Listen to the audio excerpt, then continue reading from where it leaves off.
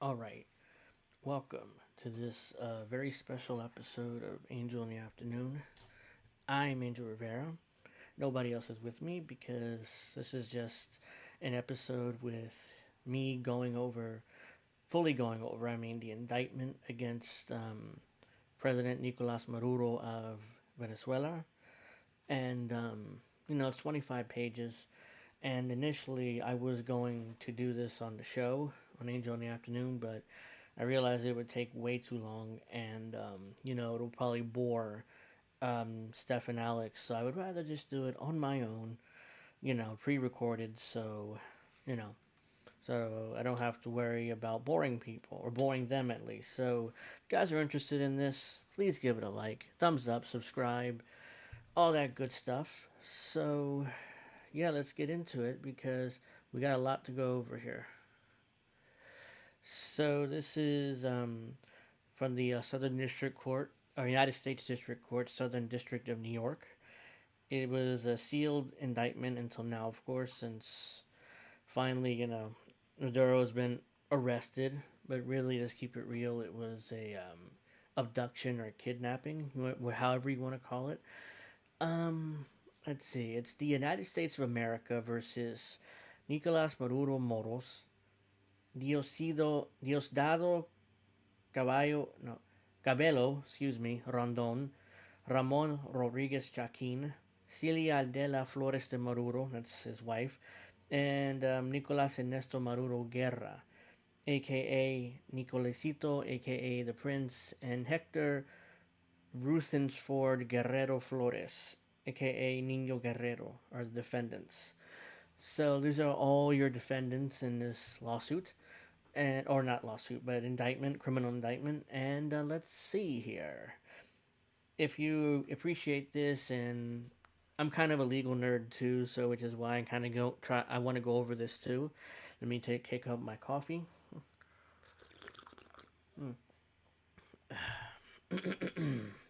Excuse me. Well, let's get into it, because let's see, because there's an old saying among lawyers and among legal people. It's like you can indict a ham sandwich. So basically, what that means is you can indict anyone for anything, and ultimately it doesn't matter because you can indict anyone for anything essentially. So let's start this. The grand jury charges. The introduction. For over 25 years, leaders of Venezuela have abused their position in public trust and corrupted once legitimate institutions to import tons of cocaine to the United States. Let's see if this indictment actually proves that or not. Nicolas Maduro Moros, the defendant, is at the forefront of that corruption and has partnered with his co-conspirators to use his illegally obtained authority and institutions he corroded to transport thousands of tons of cocaine into the United States.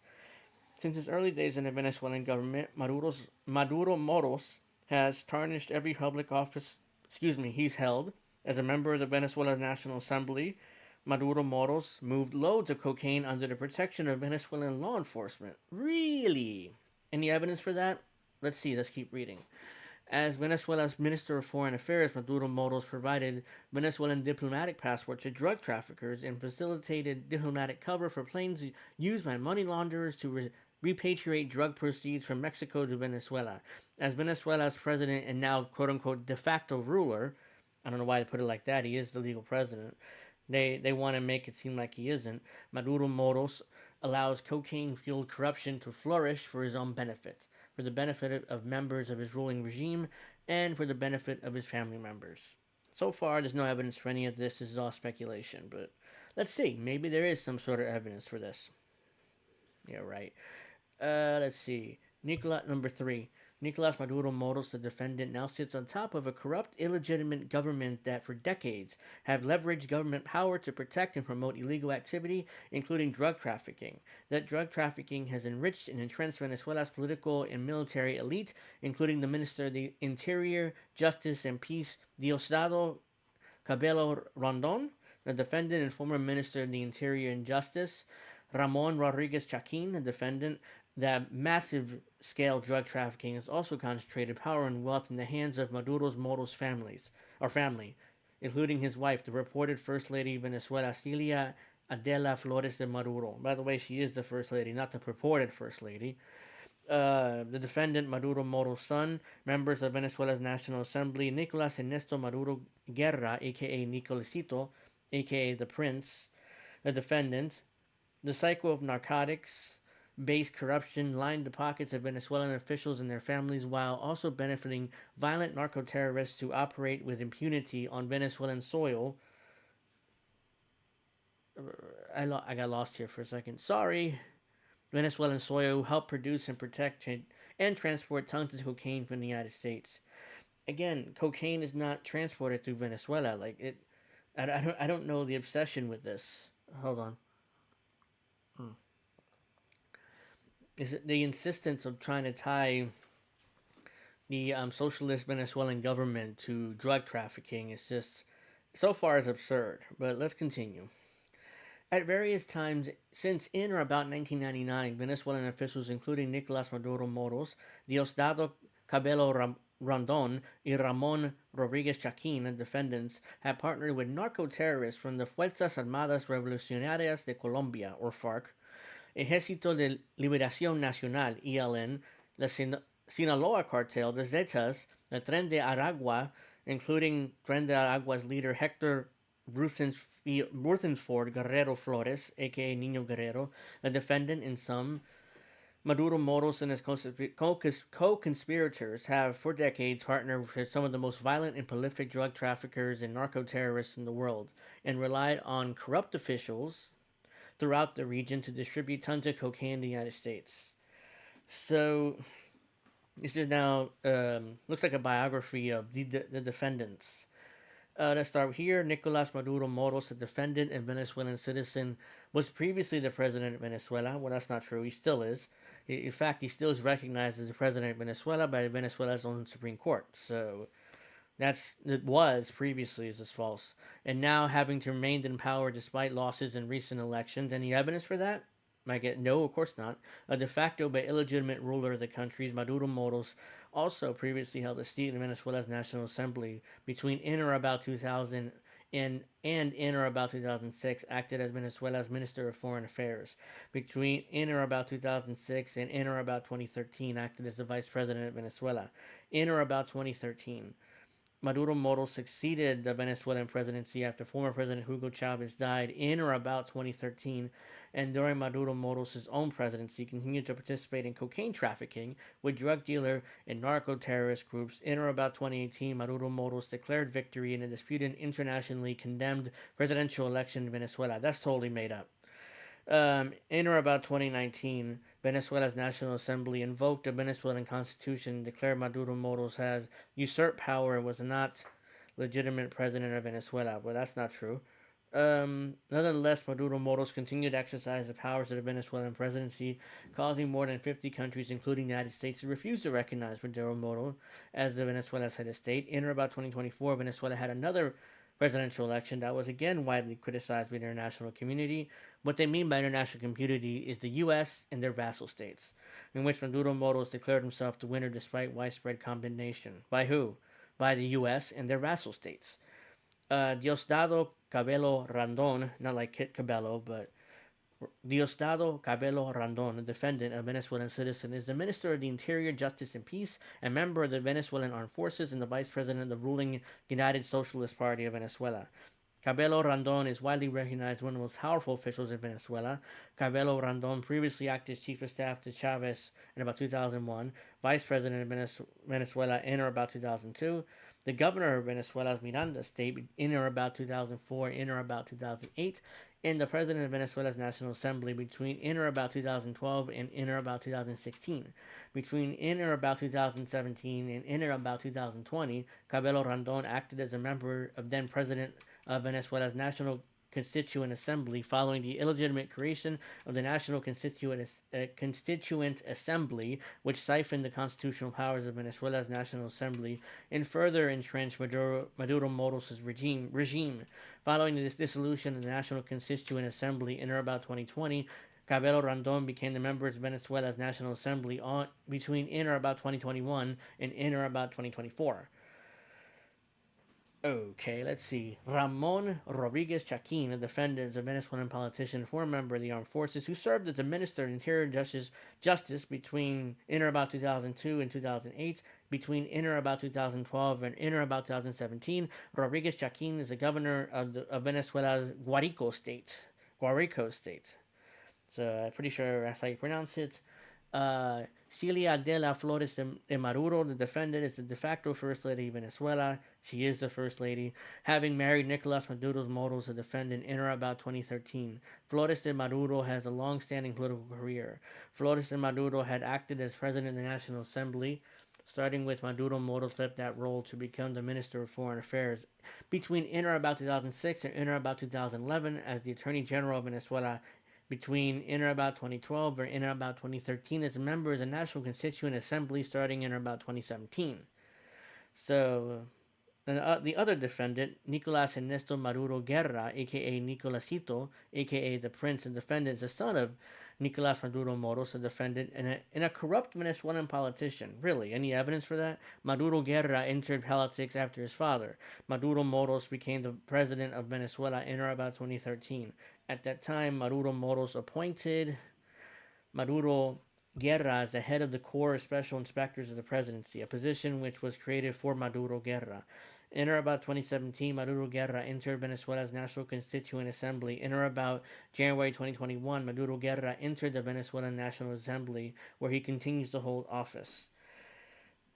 Hector Rusenford Guerrero Flores, aka Nino Guerrero, a defendant, has over a decade served as leader or co-leader of the Tren de Aragua, during which time Tren de Aragua members and associates have engaged in wide range of crimes, including extortions, kidnapping, murder, drug trafficking, gun trafficking, prostitution, sex trafficking, robberies, bank burglaries, and money laundering in Venezuela, the United States, and elsewhere.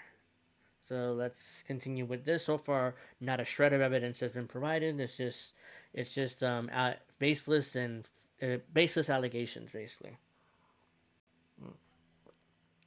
The FARC, since its founding in 1964, has become one of the largest producers of cocaine in the world.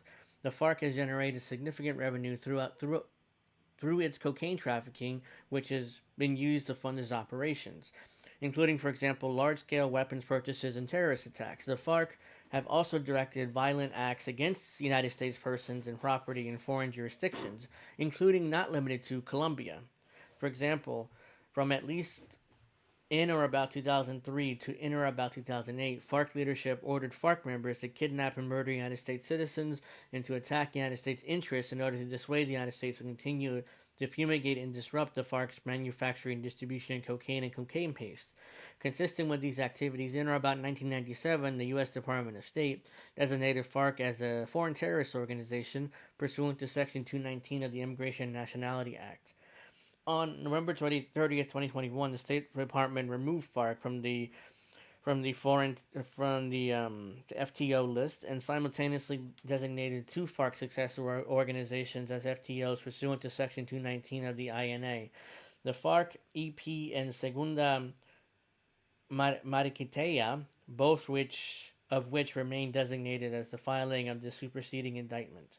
The ELN has operated as Colombia's terrorist group since 1965, dedicated to the violent overthrow of the democratically elected government of Colombia. In furtherance of its anti-government agenda, the ELN has committed kidnappings, bombings, and other violent attacks targeting civilians and the Colombian law enforcement. In addition, the ELN exports tons of cocaine annually to the United States and elsewhere in order to finance terrorist activities, and has at various times partnered with other Colombian guerrilla groups in pursuit of its cocaine trafficking and violent agenda. Consistent with those activities, in or about 1997, the State Department designated the ELN as an FTO pursuant to Section 219 of the INA. ELN remains so designated at the filing of the superseding indictment. So far, I don't know what the ELN has anything to do with this, and now they're going to bring up the Sinaloa cartel. The Sinaloa cartel, based in Mexican state of Sinaloa, has its roots in the late 1980s when so-called Mexican Federation functioned as a council of representatives from the respective drug trafficking organizations of its principal leaders. Excuse me. During the late 1980s and 1990s, the members of the Mexican Federation partnered with Colombian sources supplied to transport drugs through Mexico into the United States. In the early 2000s, Joaquin Archibaldado Guzman Loreda, aka Chapo, and Ismael Zambedia Garcia, aka formed a partnership that led to the transformation of the Mexican Federation into the Sinaloa cartel, which became the largest drug trafficking organization in the world. At present, the Sinaloa cartel is highly organized and active in more than half of all states in Mexico. Through a sophisticated and heavily armed security apparatus, the Sinaloa cartel wields power through fear, threats, and violence, including killing police, civilians, and members of other criminal groups who encroach in their territory without authorization. Members of the Sinaloa cartel may also be killed for perceived disloyalty, disobedience, or to send a message. To further and protect its drug interests, Sinaloa cartel engages in other criminal conduct by including bribery, extortion, and weapons trafficking, and it as an additional means of revenue and profit. The Sinaloa cartel engages in migrant smuggling and human trafficking.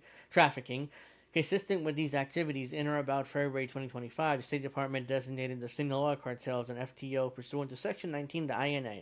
The Sinaloa cartel remains so designated as the following the superseding indictment. So these indictments tend to repeat themselves over and over again, which reading it out loud is kind of annoying, but let's continue with this. Now they're bringing up the Zetas.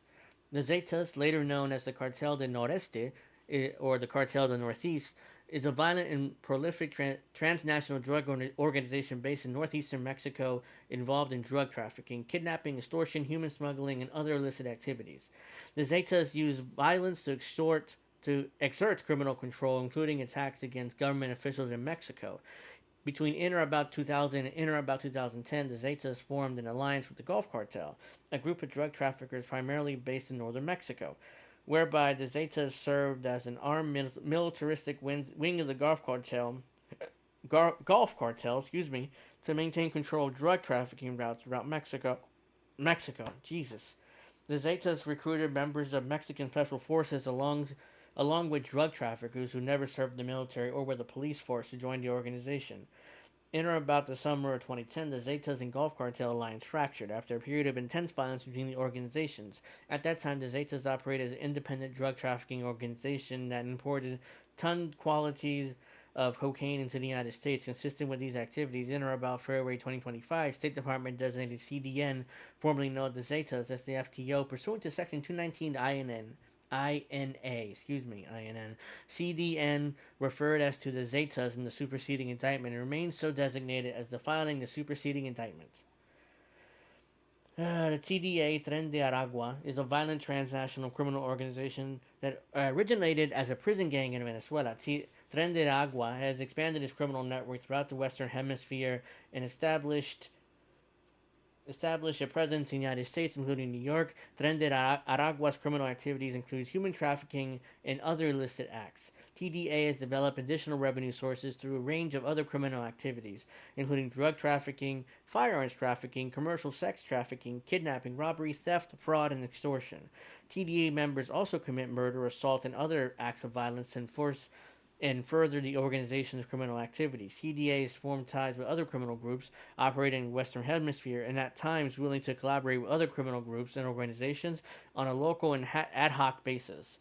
Consistent with these activities, in or about February 2025, State Department designated TDA as an FTO pursuant to Section 19 of the INA. TDA remains so designated as of the filing of this superseding indictment.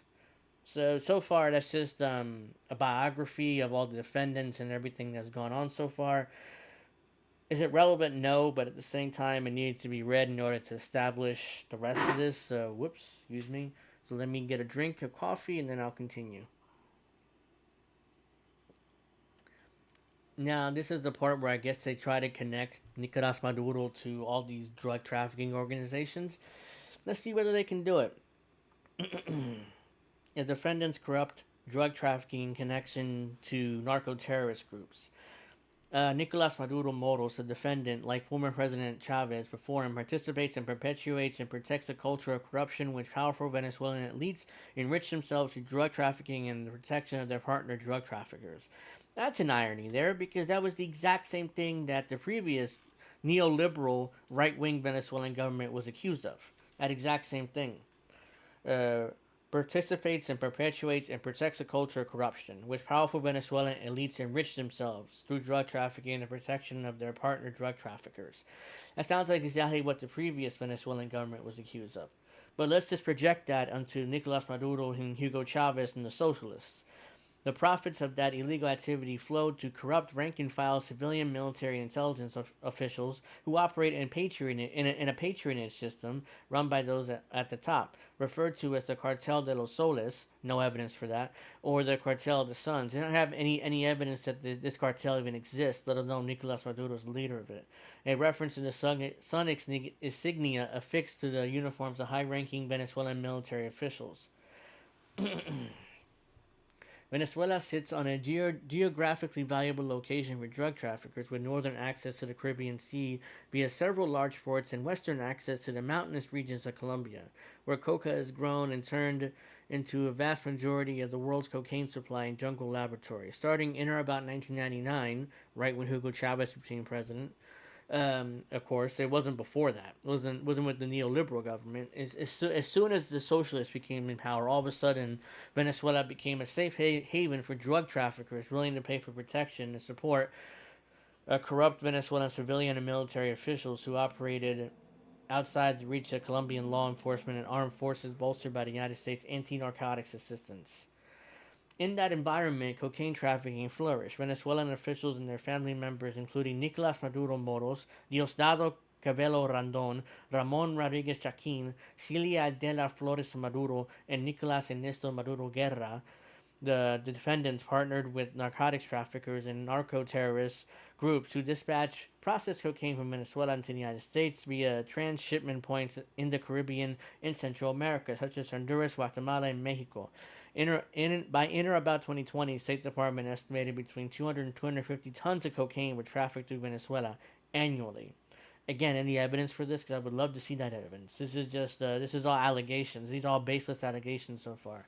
The maritime shipments were shipped north from Venezuela coastline using go-fast vessels, fishing boats, and container ships. Air shipments were often dispatched from clandestine airships, typically made of dirt or grass, also from commercial airports under the control of corrupt government and military officials.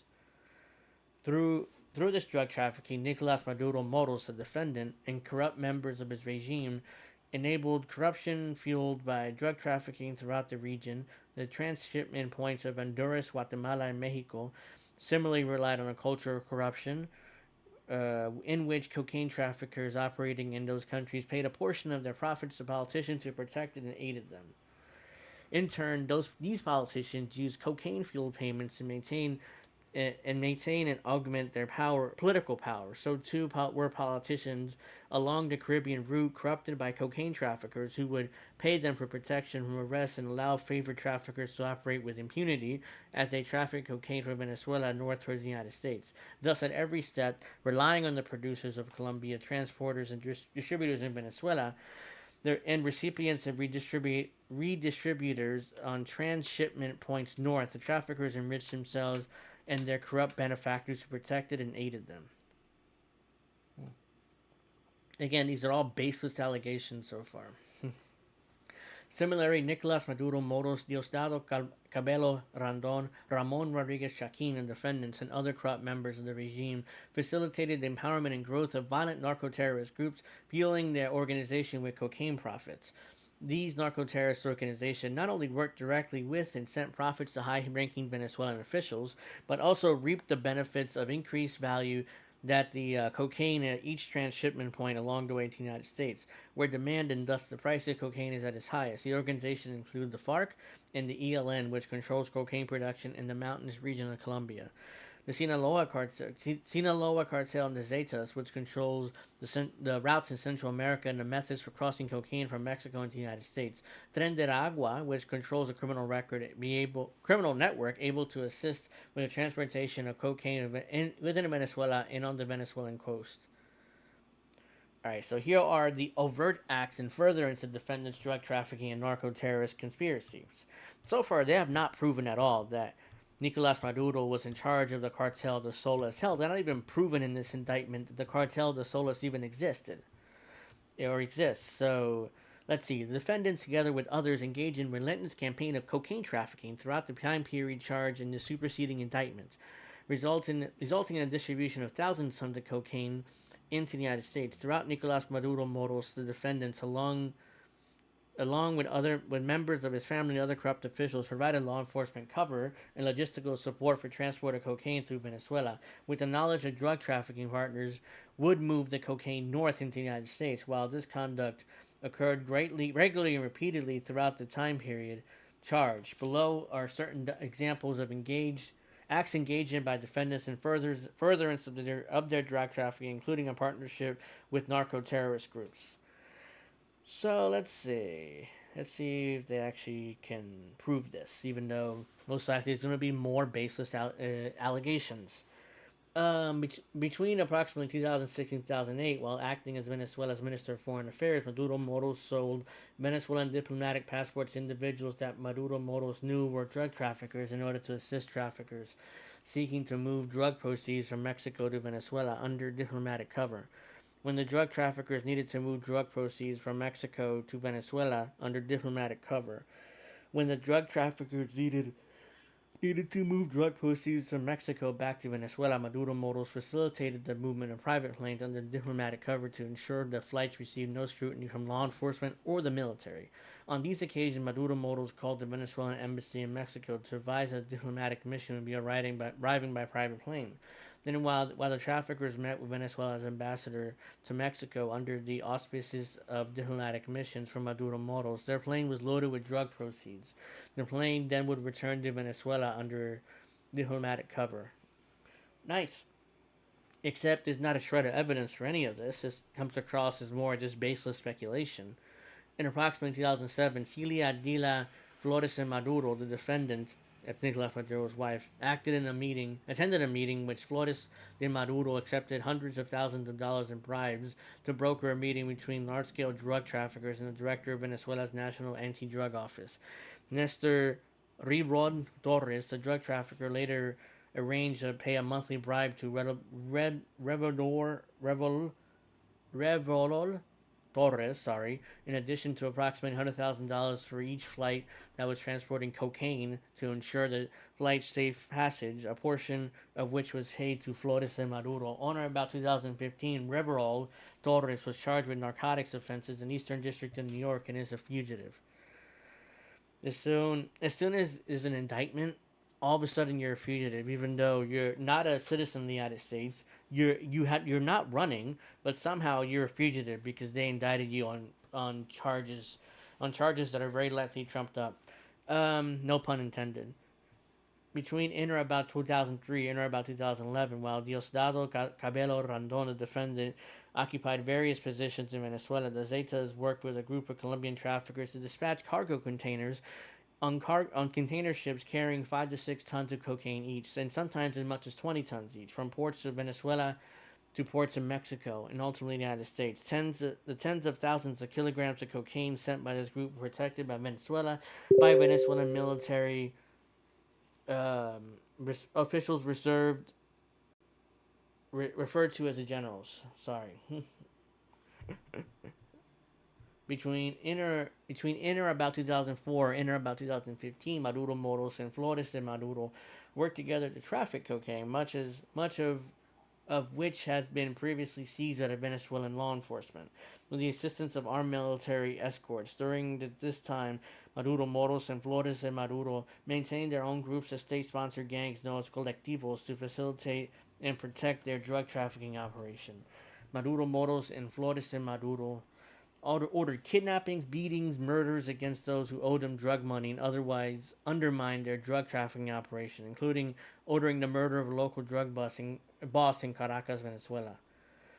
Man, these are nothing but baseless accusations so far. In or about 2006, Venezuelan officials dispatched more than 5.5 tons of cocaine from Venezuela to Mexico in a DC-9 jet. Cabello Rondon, then director of Venezuela's military intelligence agency, Hugo Amando Carvijal Barrios, aka Pollo, who in June 2025 pled guilty to this district to the narco-terrorism, narcotics, and weapons offenses in the first superseding indictment of this case. And Venezuelan National Guard Captain Basaseli Kotokiski Villarreal Ramirez worked with other members of the Venezuelan regime to coordinate shipments. The more than 5.5 tons of cocaine were transported in approximately 5 vans to a hangar reserved for the Venezuelan President at Simon Bolivar International Airport in Mariqueta, Venezuela, the Mariqueta Airport. At the Mariqueta Airport, members of the Venezuelan National Guard loaded the cocaine into planes, which took off using a flight plan that Villarreal Ramirez approved of in exchange for bribes.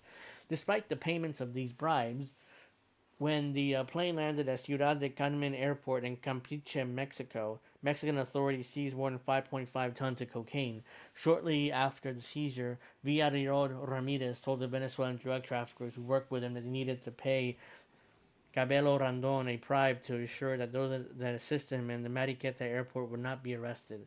Villarreal Ramirez then arranged a meeting between Cabello Rondon, after which the traffickers paid approximately $2.5 million to Cabello Rondon through his family member. In or about 2013, Villarreal Ramirez was charged with narcotic offenses in the Eastern District of New York and is a fugitive.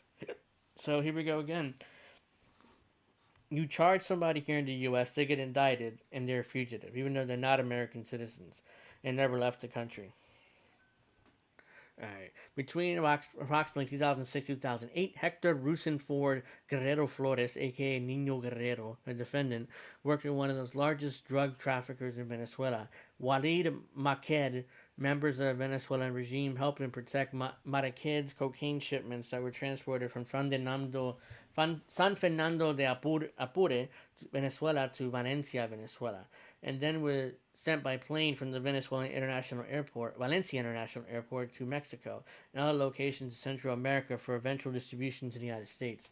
Between in or about 2008 and about 2009, Guerrero Flores also provided another major Venezuelan drug trafficker with protection for cocaine shipments through Venezuela, including in providing armed men who carried, among other, oh God, keep yawning. By providing armed men who carried, among others, automatic weapons, AK-47s, MP5s, AR-15, as well as grenades. At times, Guerrero Flores personally accompanied large cocaine loads as they were loaded by teams of armed men en route to airports or airships with transport to North and eventual distribution to the United States. Guerrero Flores was paid a fee per kilogram of cocaine transported or received, and he sometimes received interest in portions with these massive cocaine shipments in lieu of payment. The traffickers that Guerrero Flores worked with moved thousands of kilograms of her shipment multiple times per month, resulting in the distribution of hundreds of tons of cocaine to the United States. In or about 2009, Macled was charged with narcotics offenses in this district, and now is a fugitive. In or about 2008, Ramon Rodriguez Chaquin, the defendant, maintained a large estate in Barnia State, Venezuela, which contained a large FARC encampment and training school, with approximately 200 armed FARC members carrying automatic rifles at any given time. During this time, Rodriguez Chaquin accepted tens of thousands of dollars in bribes to use his corrupt influence to shield a large-scale drug trafficker from arrest and extradition. During the subsequent meetings with the drug trafficker between 2008 and about 2010, Rodriguez Chaquin discussed trafficking multi-ton quantities of cocaine with other Venezuelan officials, including Carvajal Barrios. So far, all this is just baseless allegations that the United States is putting out there. In or about 2011, the Sinaloa cartel's then leader, Joaquin Archibaldo, Guzman Loria, aka Chapo, financed cocaine laboratories in Colombia. Cocaine produced in these laboratories was transported under the protection of the FARC into Venezuela, received protection en route to an airstrip from Carvajal Barrios, a close ally of Maduro Moros and Cabello Rondon. Really? So, El Chapo was close friends with Nicolas Maduro? Really? Any evidence for this? Because I've not seen a shred of evidence for this. And I've read now nearly 15 pages of this indictment. On or about September 2013, mere months after Maduro Moros succeeded to the Venezuelan presidency, Venezuelan officials dispatched approximately 1.3 tons of cocaine onto a commercial flight from the Mariquita airport to Paris Charles de Gaulle airport. French authorities seized the cocaine. Following the seizure, Maduro Moros convened a meeting with, among others, Cabello Rondon y Carvajal Barrios, El Chapo. During this meeting, Maduro Moros and Cabello Rondon and Carvajal Barrios that they should not have used the Mariquita airport for drug trafficking. In or about 2006, after 2006 seizure in Mexico, and that they should instead use other well-established drug routes, and locations to dispatch cocaine. Jesus Christ. Ugh. I'm not even that exhausted, and I just had a cup of coffee, so I don't know why I'm yawning. Shortly thereafter, Maduro Moros and others authorized the arrest of certain Venezuelan military officials in an effort to divert public and law enforcement scrutiny away from Maduro Moros, Cabello Rondon, and Carvajal Barrios' participation in the shipment and its cover-up. Let's see. Between approximately 2014 and 2015, a captain in the Venezuelan National Guard in Margarita Island, Venezuela, coordinated hotels, transportation, women, and food for visits by Venezuelan officials, including Nicolas Ernesto Maduro Guerra, aka Nicolasito, aka the Prince, a defendant, who visited Margarita Island approximately twice monthly. Maduro Guerra would arrive in a Falcon 900 plane owned by the Venezuelan state oil company, Petróleos de Venezuela.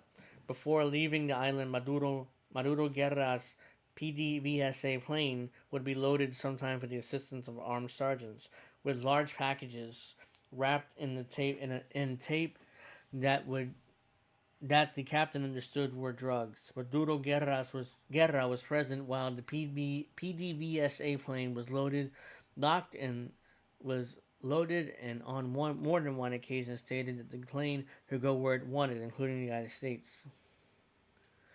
Between in or about October 2015 or in or about November 2015, Efraín Campo Flores y Francisco Flores de Frietas, two relatives of Nicolas Maduro Moros and Flores de Maduro, agreed during the recorded meeting with the DEA confidential sources to dispatch multi-hundred-kilogram cocaine shipments from Maduro Moros, the president's hangar, at the Mariquita airport.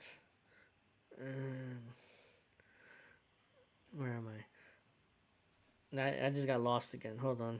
Sorry about that.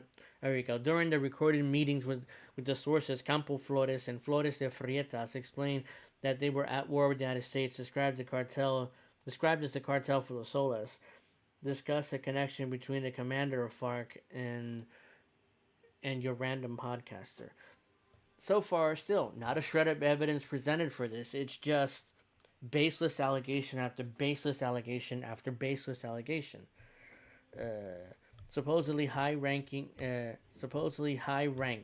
and indicated that they were seeking to raise $20 million in drug proceeds to support a campaign by Flores and Maduro in connection to the late 2015 election of the Venezuelan National Assembly. Campo Flores referred to Maduro Moros as his father, quote unquote, and stated that what we want is for him to take control of the National Assembly. In or about November 2016, Campo Flores and Flores de Frietas were convicted at trial in this district for conspiring to import cocaine into the United States. In or about 2017, Maduro Guerra worked to ship hundreds of kilograms of cocaine from Venezuela to Miami.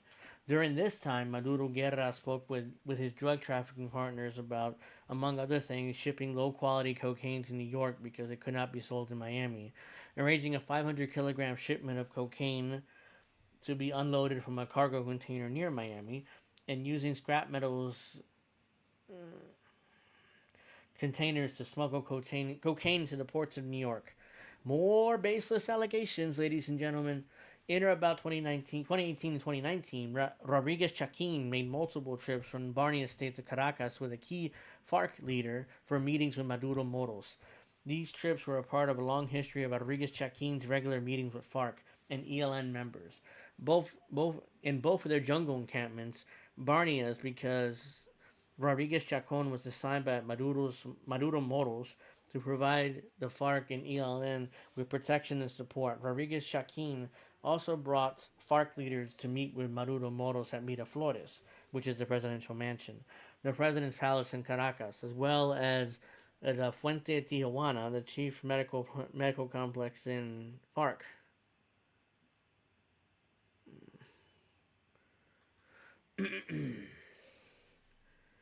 Let's see. In or about July 2019, shortly after certain FARC leaders had publicly returned to arms despite signing the recent peace accord with the Colombian government, Maduro Moros and Calabello Randon attended a videotape press conference which Maduro Moros announced that FARC and his leaders were welcome to Venezuela.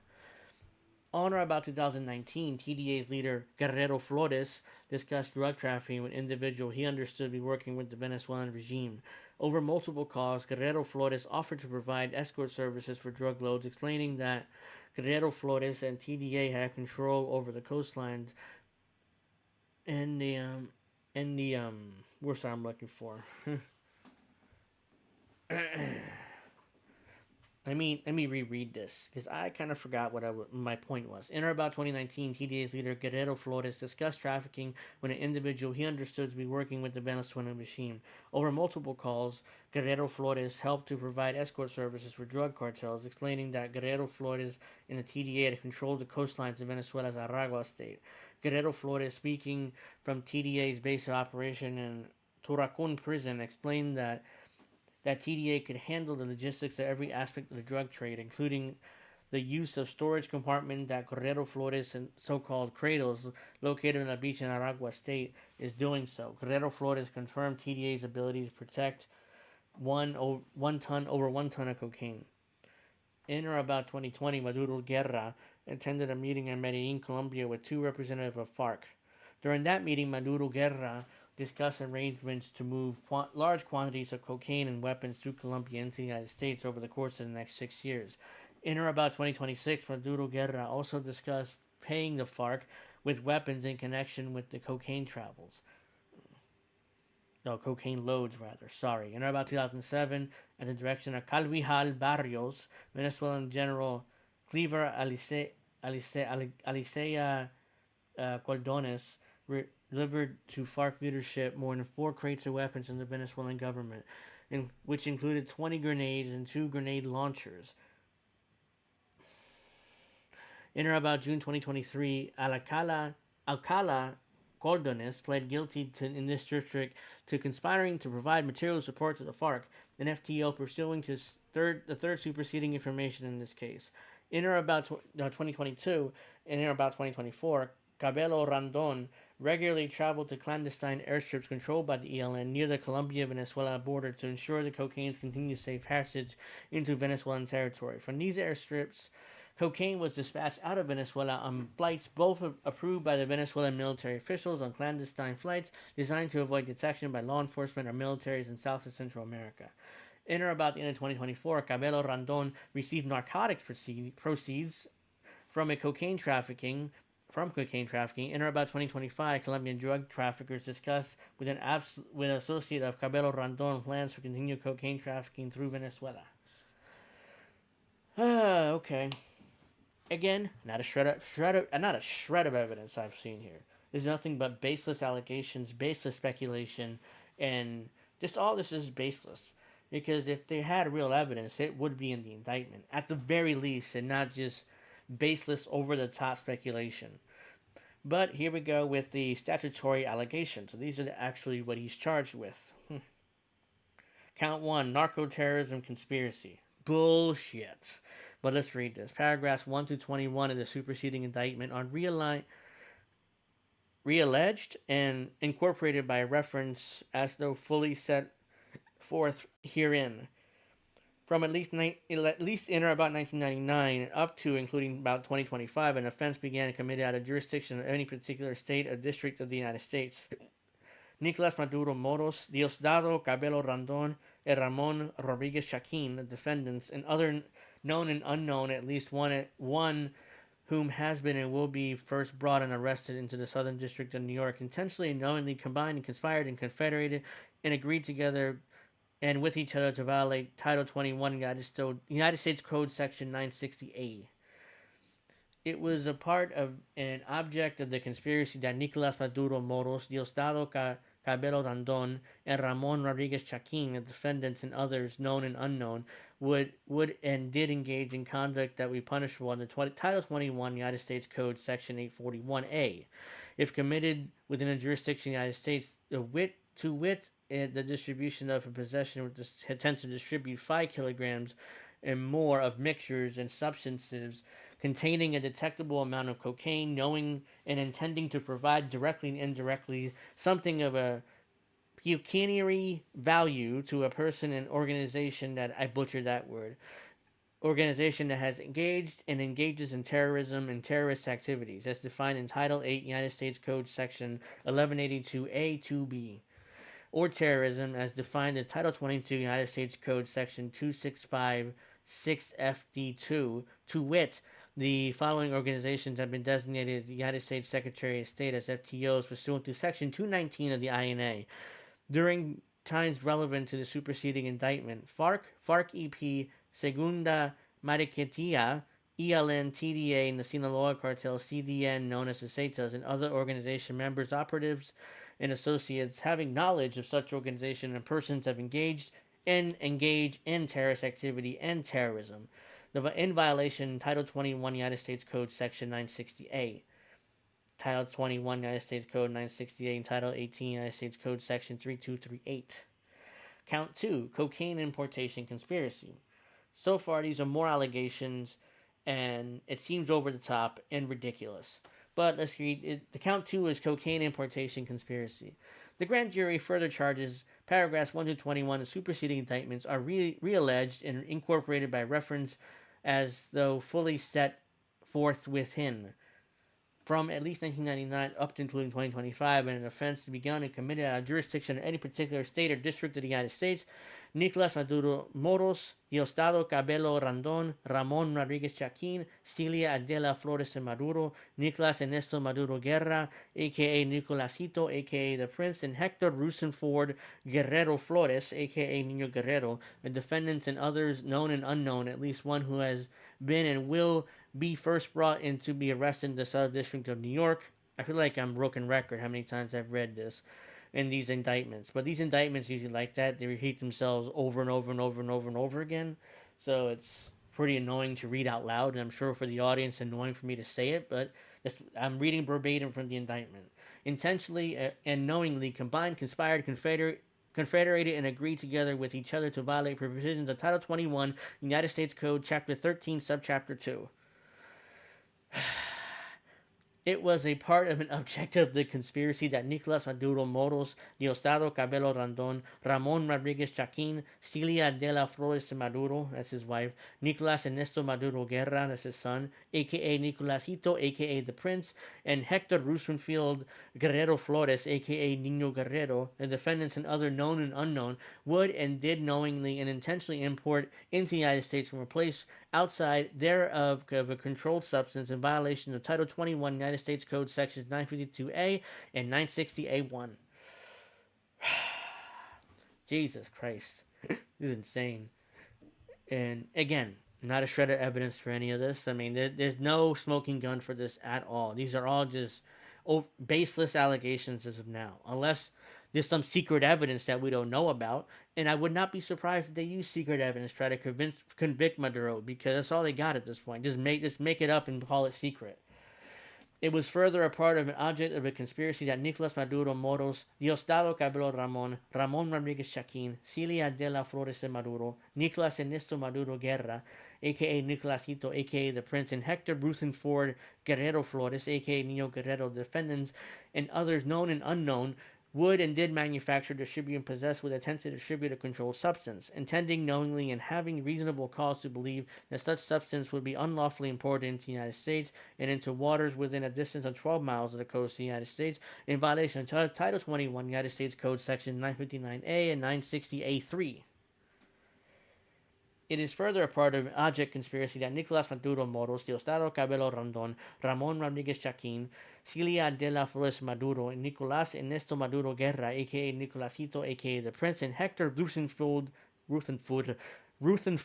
Guerrero Flores, aka Nino Guerrero, defendants, and others known and unknown, would and did on board a aircraft registered in the United States manufacture, distribute, and possess the intent to distribute a controlled substance in violation of the United States Code or Title 21 United States Code Sections 959C and 960A3. I'm like a broken record now. How many times I said that sentence over and over again? But I'm reading verbatim from the indictment, so sorry about that. The controlled substance that Nicolas Maduro Moros Diosdado Cabrero Randon, Ramon Rodriguez Chaquin, Celia de la Flores de Maduro, Nicolas Ernesto Maduro Guerra, aka Nicolasito, aka the Prince, and Hector Rutherford Guerrero Flores, aka Neo Guerrero, and defendants conspired to import the United States into the customs territory of the United States from a place outside thereof, manufacture and distribute, intending knowingly and having reasonable cause to believe such a substance would be unlawfully imported in the United States into the waters of distant 12 miles of the coast of the United States from a place outside thereof, and manufacture, distribute, possess on board an aircraft registered to the United States was 5 kilograms or more mixtures of substances containing a detectable amount of cocaine in violation of Title 21 United States Code Sections 960B1B, Title 21 United States Code 963, and Title 18 United States Code Section 3238. Good God. I'm a broken record, guys. That's all I could say. These indictments read like it just, you might as well record it and play it every time I need to say that sentence, because I've said that sentence at least 5 times in a row now. Count 3, possessions of machine guns and destructive devices.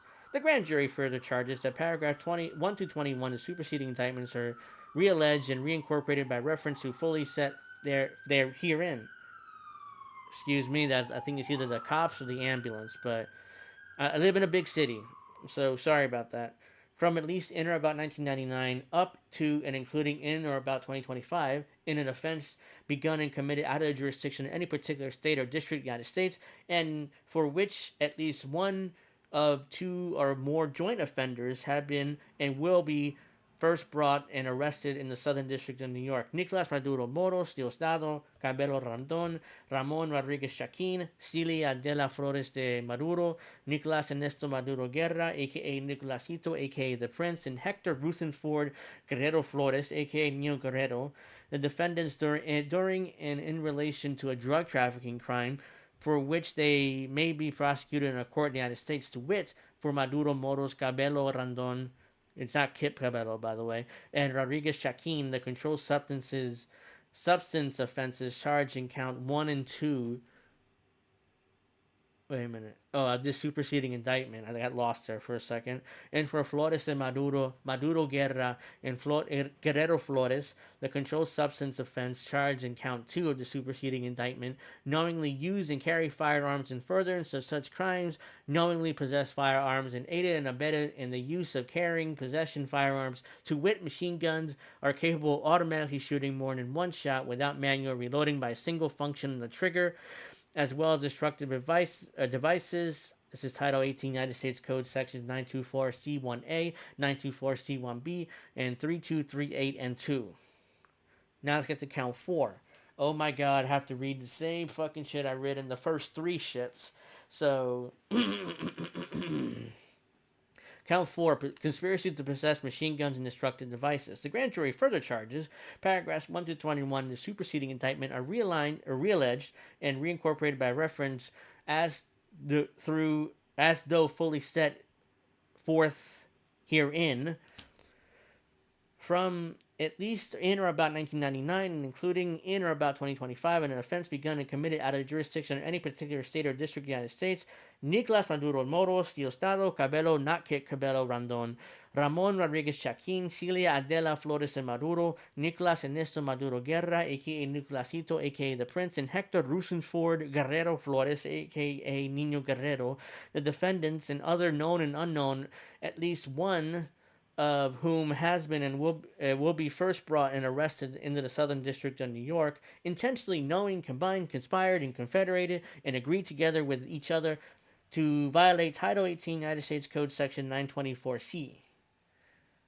Wow, there's not a shred of evidence for any of this. This is just like, it comes across as just smearing people and calling people drug dealers and drug lords just to call them that. But it was part of an object of the conspiracy that Nicolas Maduro Moros, Diosdado, Cabello, Ramon, not Kit, Ramon Rodriguez Chaquin, Celia de la Flores de Maduro, Nicolas Ernesto Maduro Guerra, aka Nicolasito, aka the Prince, and Hector Rufinford Guerrero Flores, aka Nino Guerrero, the defendants and others known and unknown during and in relation to a drug trafficking crime for which they may be prosecuted in the court of the United States, to wit, for Maduro Moros, Cabello Randon, and Rodriguez Chaquin, the controlled substance offenses charged in counts 1 and 2 of the superseding indictment, and for Flores and Maduro Guerra, and Guerrero Flores, the controlled substance offense charged in count 2 of the superseding indictment, knowingly use and carry firearms in furtherance of such crimes, knowingly possess firearms, aided and abetted the use, carrying, possession of firearms, to wit, machine guns that are capable of automatically shooting more than one shot without manual reloading by a single function of the trigger, as well as destructive devices in violation of Title 18 United States Code Sections 924C1A and 924C1B, Title 18 United States Code Section 9240 and 3238. Fucking hell.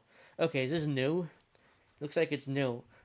Forfeiture allegations. As a result of committing controlled substances offense charged in count 1, the superseding indictment, Nicolas Maduro Moros, Diosdado, Cabello, not Kit, Randon, Ramon Rodriguez Chaquin, the defendants shall forfeit to the United States pursuant to Title 21, United States Code Section 853 and 970, any or all property constitution or derived from any proceeds the defendants obtained directly, indirectly as a result of the offenses, and any and all property used and intended to be used in any manner or part to commit and to facilitate the commission of the offense charged in count 1, the superseding indictment. In other words, whatever property was bought, whatever money they have, whatever went on during the alleged offenses will now be taken and will belong to the United States government. So they get to sell, they get to keep, do whatever they want with. This is what's called civil asset forfeiture.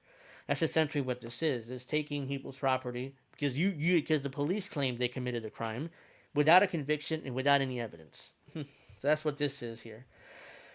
Almost done. As a result of committing the controlled substance offense charged in count 2 of the superseding indictment, Nicolas Maduro Moros, Diosdado Cabello Randon, Ramon Rodriguez Chaquin, Celia de la Flores Maduro, Nicolas Ernesto Maduro Guerra, aka Nicolasito, aka the Prince, and Hector Rusenford Guerrero Flores, aka Nino Guerrero, the defendants shall forfeit to the United States pursuant to Title 21 United States Code Sections 853 and 970 any or all property constituted or derived from any proceeds the defendants obtained directly and or indirectly result of the offenses, and any all property used, intended, will be used, or to be used in any manner or part to commit to facilitate the commission of the offenses charged in count 2 of the superseding indictment.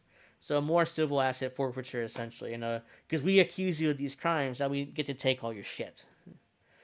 As a result of committing the firearms offenses charged in counts 3 and 4 of the superseding indictment, Nicolas Maduro Moros Diosdado, Cabello, not Kit Cabello, Randon, Ramon Rodriguez Chaquin, Celia de la Flores and Maduro, Nicolas Ernesto Maduro Guerra, aka Nicolasito, aka the Prince, and Hector Rusenford Guerrero Flores, aka Nino Guerrero, the defendants shall forfeit to the United States and pursuant to Title 18 United States Code Section 924D all firearms and ammunition involved in used in the commission of the offenses charged in count 3 and 4 of the superseding indictment. Substitute assets provision. If any of the above describe forfeitable property as a result of any act or omission of Nicolas Maduro Moros, Diosdado Cabello, not Kit, Randon, Ramon Rodriguez Chaquin, Celia de la Flores de Maduro, Nicolas Ernesto Maduro Guerra, aka Nicolasito, aka the Prince, and Hector Rusenford Guerrero Flores, aka Nino Guerrero, the defendants cannot be located among the upon the exercise of due diligence, has been transferred or sold to, deposited with a third person, has been placed beyond the jurisdiction of the court, has been substantially diminished in value, or has been commingled with other property which cannot be subdivided without difficulty. It is the intent of the United States. It is the intent of the United States, pursuant to Title 21 United States Code Section 853P in Title 20 United States Code 2461C, to seek forfeiture of any property or of the defendant up to the value of above the forfeitable property. So, Title 18 United States Code 9, Section 924, Title 21 United States Code Sections 853 and 970, and Title 20 United States Code Section 2461. So the United States Attorney signed this as Jay Clayton. I don't know who this is. It's the foreperson. Finally. Holy shit. Finally. God. Well, that was a bit ridiculous. How long am I filming for? An hour. So it took me an hour to read through this entire indictment. And let's see here. So, as I said before, this indictment, there's not a shred of evidence to any of this. They got nothing. All they got is a bunch of baseless allegations.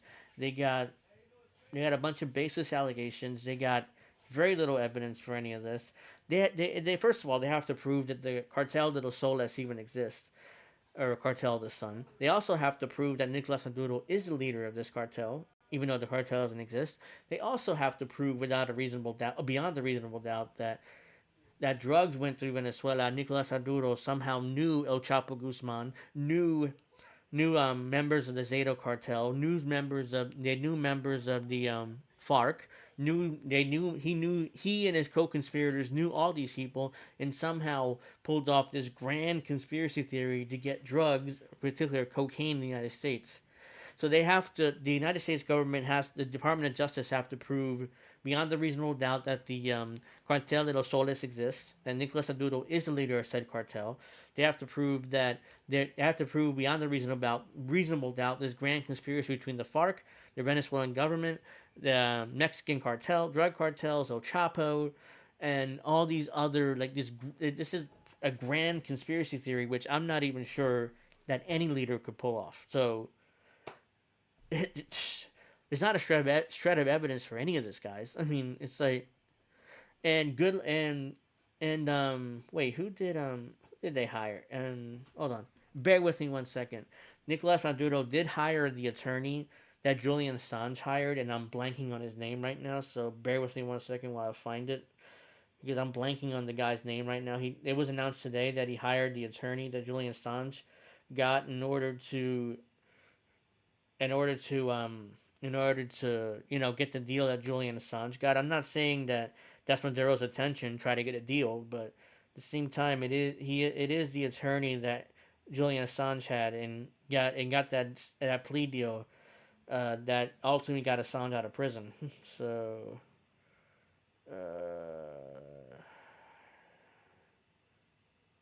here it is. His name is Barry Pollack, right? Barry Pollack. That's the attorney that Maduro has hired to lead his defense.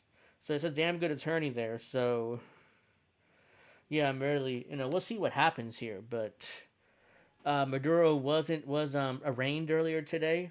And if you guys don't know what an arraignment is, it's very simple.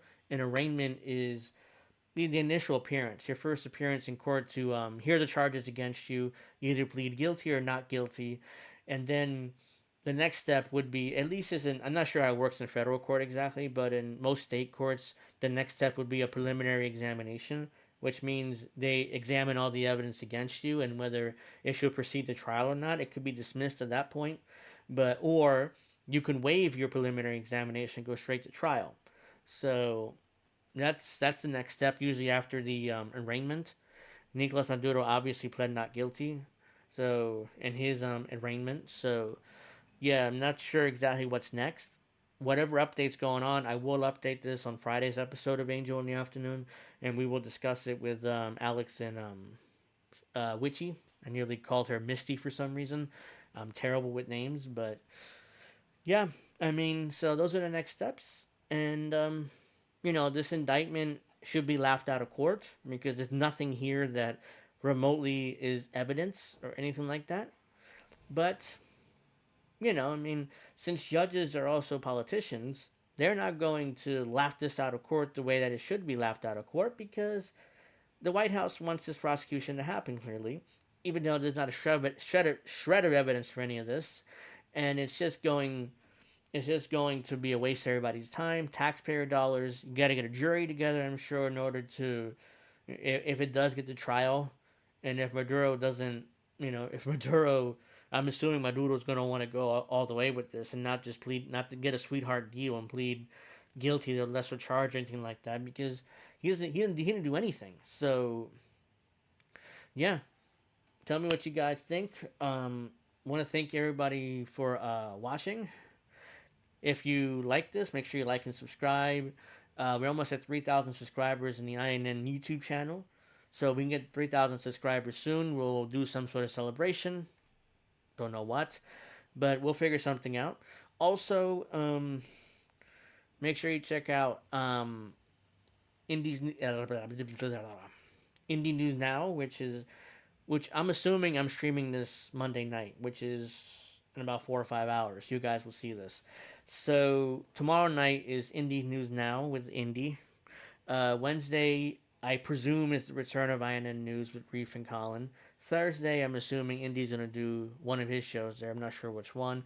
Friday, I'll be back with you with Angel in the afternoon. We will further update this Venezuela story with more information. We'll also talk about Israel. We'll also talk about the Russian-Ukraine war, Israel-Gaza. So, yeah. So I once again want to thank everybody for watching this impromptu. The reason why I did this now is because I wasn't, like I said in the beginning, I wasn't going to do this on a Friday episode. I could, but it took me an hour just to read this indictment and analyze it.